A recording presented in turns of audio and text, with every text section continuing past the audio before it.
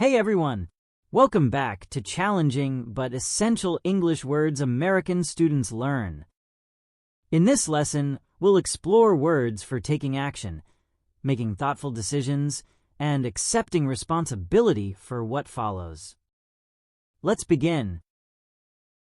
First word, anarchy.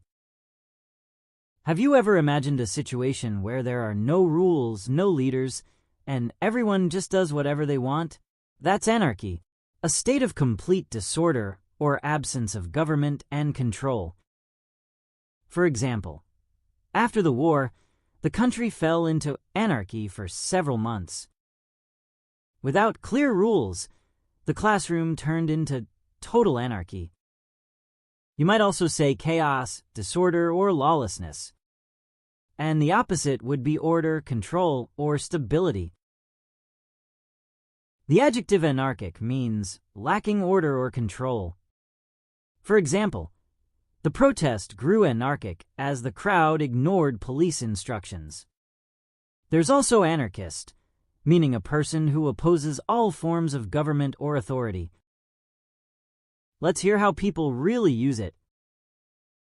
When the power went out across the city, people rushed into stores. It almost looked like anarchy. Yeah, moments like that show how quickly order can disappear without structure. The movie depicts a future world where technology has failed and anarchy rules. Scary, but fascinating. Total freedom can easily turn into total chaos. The teacher stepped out for 5 minutes and the class was in anarchy. Sound about right? Middle school energy is unstoppable. Anarchy reminds us that freedom without responsibility becomes chaos. True order isn't about control.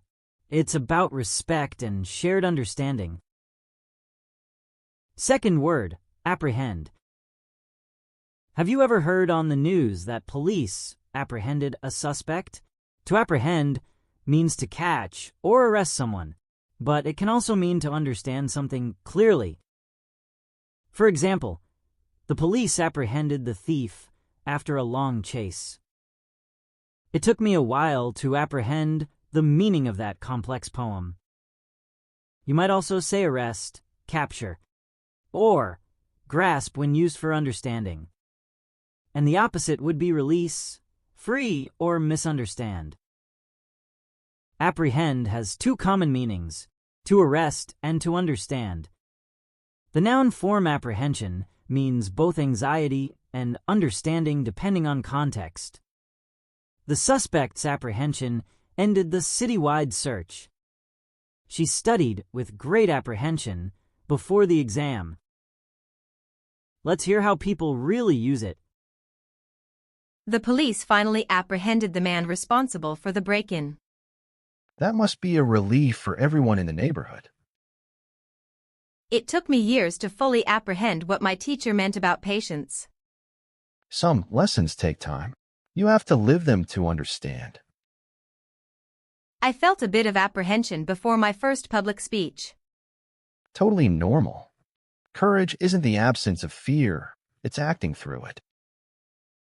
Apprehend teaches us that understanding and action go hand in hand. You can't control what you don't understand. And once you truly grasp something, you can face it with confidence. Third word, arraign. Have you ever watched a courtroom scene where a judge reads out the charges to the accused? That's when they arraign someone. It means to bring a person before a court to hear and respond to formal charges. For example, the suspect was arraigned in court for theft and vandalism.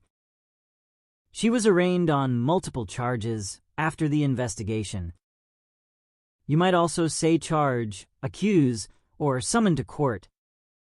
And the opposite would be acquit, clear, or release. The noun form arraignment refers to the official hearing itself, the first step in a criminal trial. For example, the arraignment took place early Monday morning before the judge.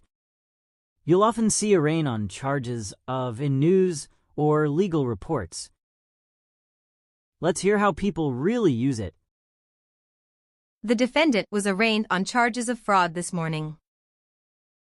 Yeah, the court will decide next week if there's enough evidence for a trial. I saw a headline saying the mayor was arraigned for corruption. Politics and law always make big news when they collide. What happens after someone's arraigned? Usually, they enter a plea, guilty or not guilty, and the trial process begins. Arraign reminds us that justice begins with truth being spoken openly. Facing responsibility, whether in court or in life, is the first step toward integrity. Fourth word, assimilate. Have you ever moved to a new place and slowly started picking up the language, habits, and customs there? That process is to assimilate, to absorb or become part of something new, especially a culture, group, or idea. For example, immigrants often take time to assimilate into a new country's culture.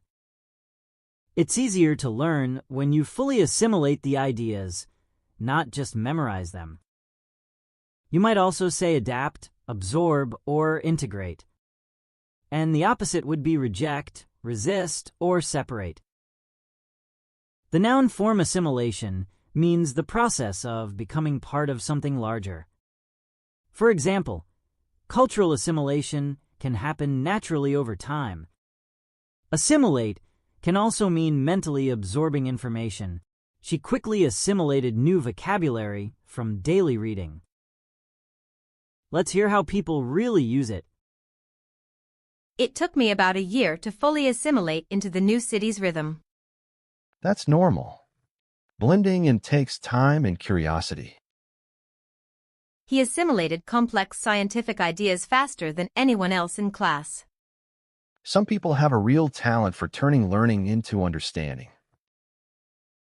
Moving abroad helped me assimilate not just a language, but a new way of seeing life. That's the beauty of change. It teaches you more than books ever could. Assimilate reminds us that growth often means blending the old with the new. Real learning isn't about losing yourself. It's about expanding who you are. Fifth word, bizarre. Have you ever seen or heard something so strange that you couldn't quite believe it was real? That's bizarre. It means very unusual, odd, or out of the ordinary in a surprising or funny way. For example, the artist is known for his bizarre sculptures made from recycled materials. What a bizarre coincidence. We met again in another country. You might also say strange, weird, or unusual. And the opposite would be normal, ordinary, or common. The adverb bizarrely is also common, especially in writing or storytelling. For example, he was dressed bizarrely in mismatched shoes and a pirate hat. Bizarre usually describes something that surprises or puzzles people, not something scary or dangerous. Let's hear how people really use it. Did you see that movie? The ending was so bizarre I didn't know what to think. Same here. I had to look up an explanation afterward. That's a bizarre outfit for a business meeting. True, but at least he's confident enough to stand out.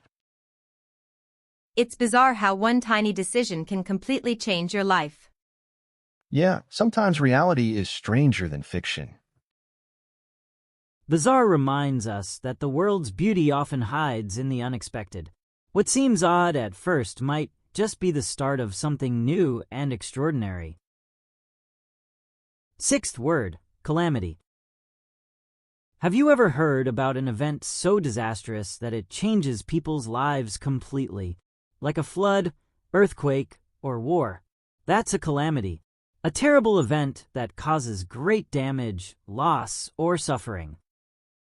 For example, the earthquake was a national calamity that left thousands homeless.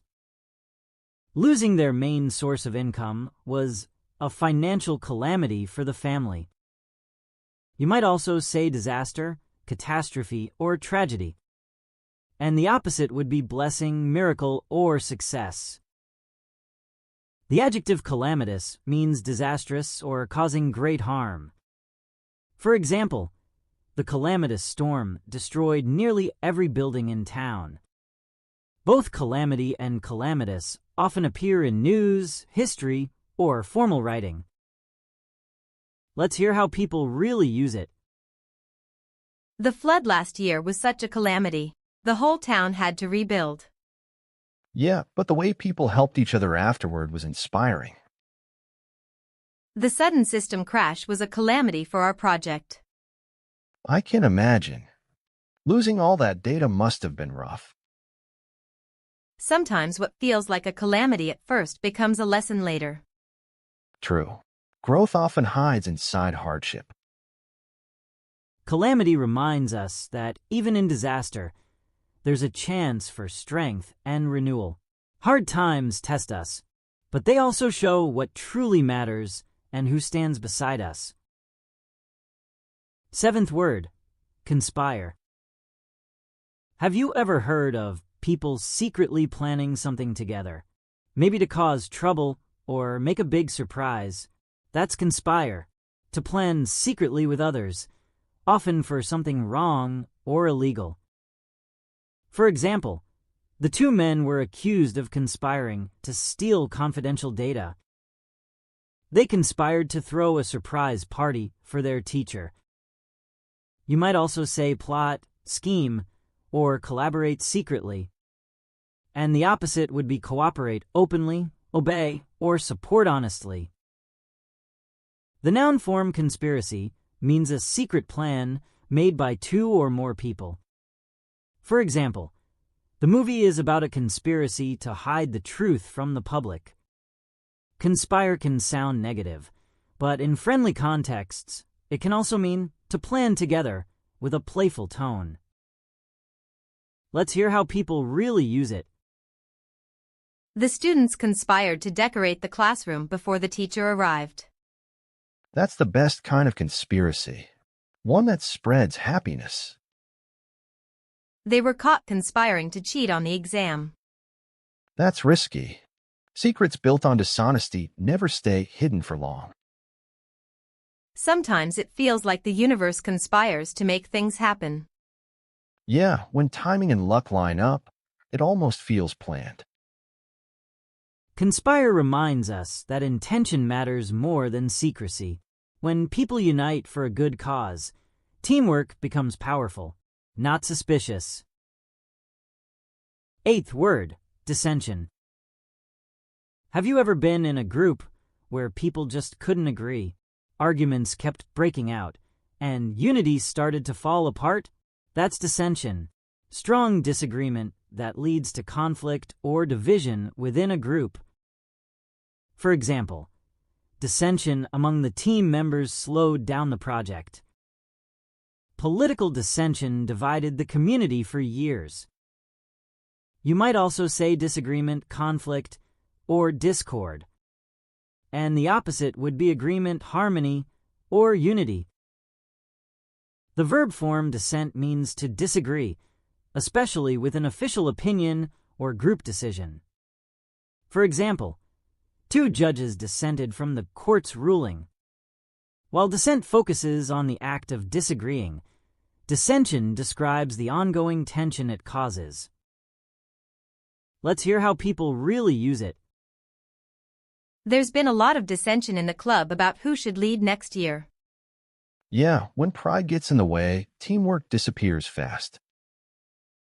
The movie shows how one lie created dissension among lifelong friends. It's amazing how quickly trust can fall apart once doubt enters. I try to avoid dissension at work by listening before I respond. That's smart. Understanding usually ends conflicts before they grow. Dissension reminds us that unity doesn't mean everyone thinks the same. It means people choose respect, even when they don't agree. 9th word, elapse. Have you ever looked up and realized that hours had gone by without you even noticing? That's when time elapses. It means to pass or slip by, especially when talking about time. For example, several hours elapsed before the hikers were finally rescued. A year had elapsed since they last saw each other. You might also say pass, go by, or flow. And the opposite would be remain, stay, or pause. Elapse is an intransitive verb. It doesn't take an object. We say time elapses, not you elapse something. For example, 3 days elapsed before the results were announced. The noun form elapse time means the total time that has passed. Let's hear how people really use it. I didn't realize how much time had elapsed. It was already midnight. That's what happens when you're focused or having fun. Only a few minutes elapsed, but it felt like forever waiting for the news.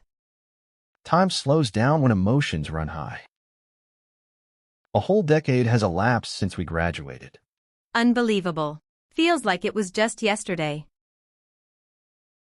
Elapse reminds us how quickly time moves, quietly and constantly. It teaches us to stay present, because once moments elapse, they never return the same way again. 10th word, imminent. Have you ever felt that something important, or even dangerous, was just about to happen? That's imminent.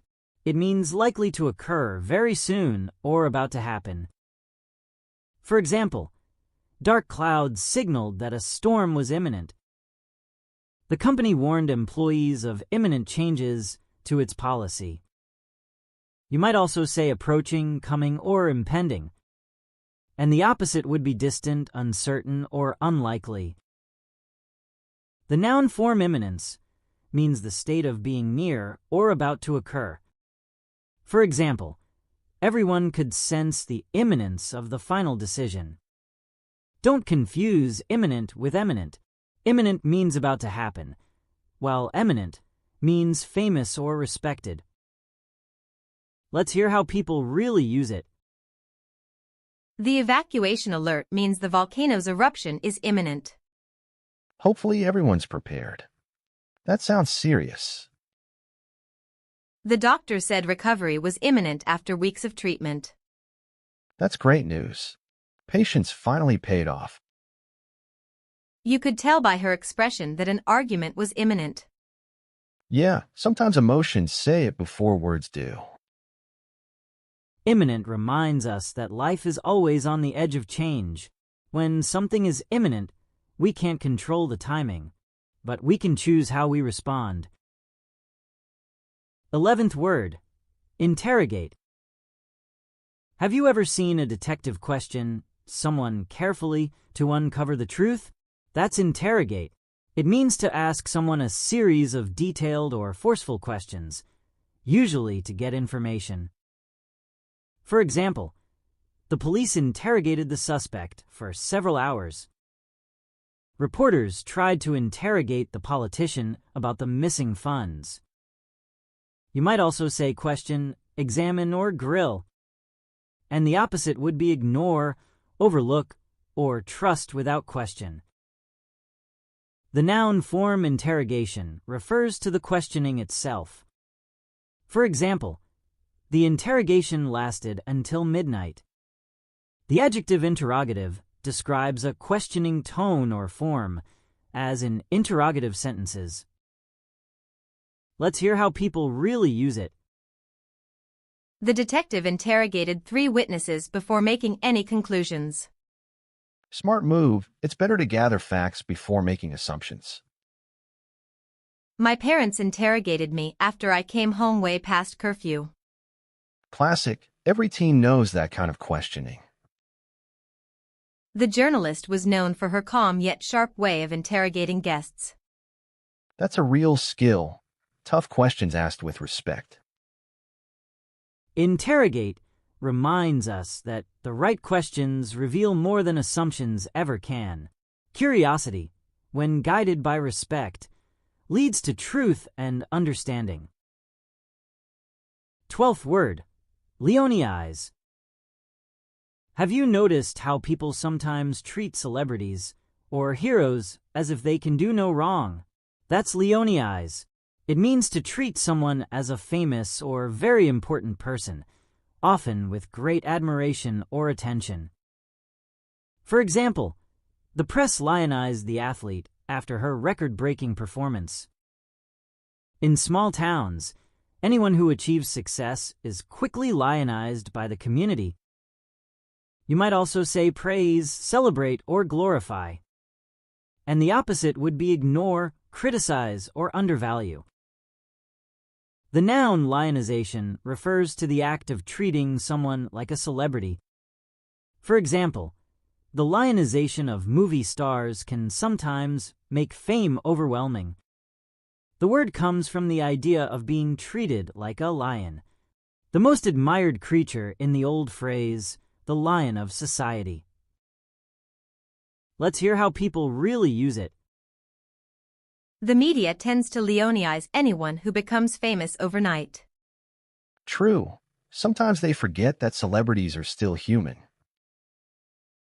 The local community lionized the firefighter who saved the family from the fire. That kind of recognition feels truly deserved. We shouldn't leonize success so much that we forget about the effort behind it. Exactly, real respect comes from understanding the journey, not just the results. Leonize reminds us to admire others with balance. It's fine to celebrate greatness, as long as we remember that every hero is still a person, not a legend. 13th word, meticulous. Do you know someone who pays attention to every little detail, double-checking their work until it's perfect? That person is meticulous, extremely careful and precise about details. For example, she kept meticulous notes during every class. The designer was meticulous about every color and texture in the project. You might also say careful, thorough, or exact. And the opposite would be careless, sloppy, or hasty. The adverb meticulously is very common, especially in writing. For example, he meticulously organized the data before presenting it. Meticulous often describes positive precision, attention that shows respect and pride in your work. Let's hear how people really use it. She's so meticulous about editing. Even a missing comma bothers her. That's what makes her work stand out. Details really do matter. The chef was meticulous in arranging every dish before it left the kitchen. Presentation can be just as important as taste. He's meticulous when it comes to planning his trips. That's why everything always goes smoothly. Preparation is key. Meticulous reminds us that excellence lives in the details. Care and precision aren't just habits. They're a form of respect for the work you do. 14th word, shackle. Have you ever seen an image of someone held back by chains, or felt like something was stopping you from moving forward? That's what shackle means. Literally, a metal chain used to fasten the hands or feet. Figuratively, something that limits freedom or progress. For example, the prisoners were led away in shackles. Fear can shackle people from chasing their dreams. You might also say chain, restrain, or confine. And the opposite would be free, release, or liberate. Shackle can be both a noun and a verb. For example, the new rules shackled the workers' creativity. The phrase, throw off the shackles of, means to break free from control or limitation. Let's hear how people really use it.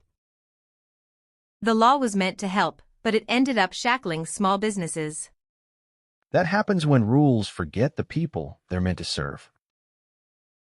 She finally threw off the shackles of doubt and started her own company.